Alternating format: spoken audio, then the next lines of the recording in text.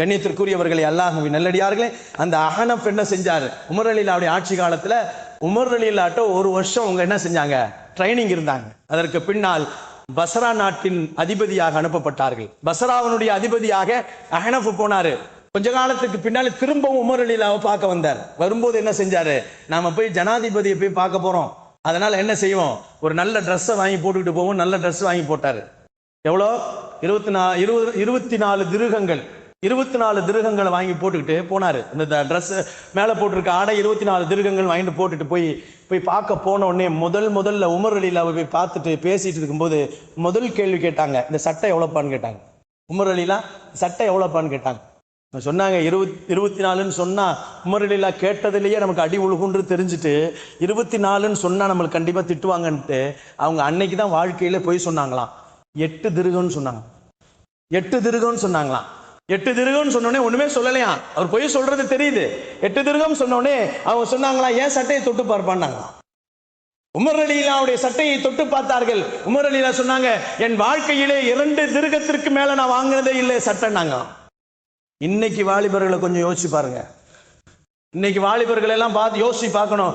இன்னைக்கு வாலிபர்கள் சொல்லதான் பெற்றோர்கள் கேட்க முடியும். இன்னைக்கு நம்ம வாங்கி கொடுத்து நான் எந்த ட்ரெஸ்ஸை வாங்கி கொடுத்து போடுன்னா போட மாட்டான். உங்களுக்கு என்னத்தான் டேஸ்டே தெரிய மாட்டேங்குது. என் வீட்டையும் உங்கள் வீட்டையும் சேர்த்து தான் சொல்கிறேன். எல்லார் வீட்லையும் அப்படித்தான் இருக்காங்க. ட்ரெண்டே தெரியல, உங்களுக்கு ஒன்றுமே தெரியல. போத்தா நீங்கள் மூளையில் உட்காருங்க தாண்டுறான், உங்களுக்கு எதுவுமே தெரிய மாட்டேங்குது. இன்னைக்கு இருக்கிற ட்ரெண்ட் எப்படி தெரியுமா? கை இல்லாமல் போடணும், கால் இல்லாமல் போடணும், கழுத்து இல்லாமல் போடணும், பின்னால் ஏதாவது ஒரு வாக்கியம் எழுதணும், பார்த்தவொடனே அவன் அசந்து போயிடணும். இன்னைக்கு நிலவரங்கள் இப்படி போய் கொண்டிருக்கிறது. சின்ன பிள்ளைகள் கூட இன்னைக்கு பெற்றோர் பேச்சை கேட்கறதே கிடையாது. போகாதேன்னா போவேன்றான், போன்னு சொன்னா போக மாட்டேன்றான். இன்னைக்கு நிலவரங்கள் இப்படித்தானே போய்கொண்டிருக்கிறது. இது இளமைகளும் அப்படித்தான் போய்கொண்டிருக்கிறது.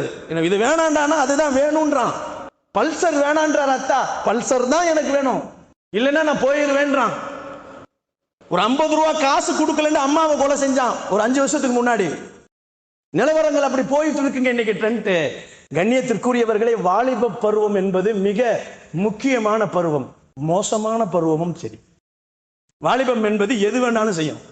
காரணம் என்னன்னு சொன்னா, இளமை பயமறியாதுன்னு சொல்வார்கள். இளம் கன்று பயமறியாதுன்னு சொல்லுவாங்க. இளமையில என்ன வேணாலும் செய்வாங்க. ஆனால் இளமை கொஞ்ச காலத்தில் போய்விடும் என்று சொன்னார்கள். எதுவுமானி அது நிரந்தரமா இருக்காது, போயிடும். இளமையில எல்லாத்தையும் பயன்படுத்திக் கொள்ளுங்கள். இன்னைக்கு நிறைய பேர் என்ன செய்யறோம், பரல் மட்டும் தொழுகிறோம், சுண்ணத்து தொழுகிறதே கிடையாது. இளமையில இருக்கக்கூடிய இளைஞர்களையும் சொல்றேன் நான், யாரும் கோச்சிக்க வேணாம்.